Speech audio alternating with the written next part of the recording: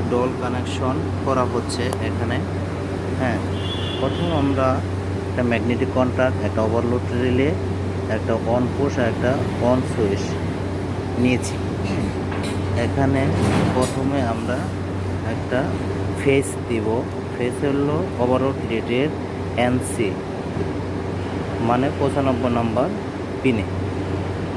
ঠিক আছে, এটা পাওয়ার দেওয়া শেষ। ওরা আরেকটা নিট এখান থেকে 96 হয়ে এই তারটা আছে 96 হয়ে চলে যাচ্ছে এনসিতে 1 নম্বর পিনে অফ পুশে।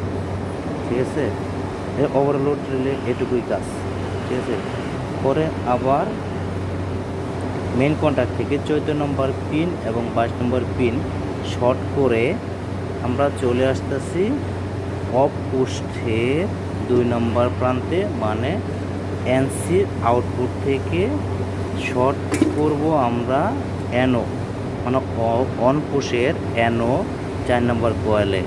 2 নম্বর থেকে মানে এনসি 2 নম্বর কয়েল হয়ে আসতেছে আমার 4 নম্বরে, মানে অন পুশ থেকে আবার আউট হয়ে 3 নম্বর পিন থেকে 1 নম্বরে শর্ট হয়ে চলে যাচ্ছে আমার A2 থেকে A1 এ শর্ট আছে এনসি থেকে, অথবা এনও থেকে শর্ট হয়ে চলে যাচ্ছে A2 তে,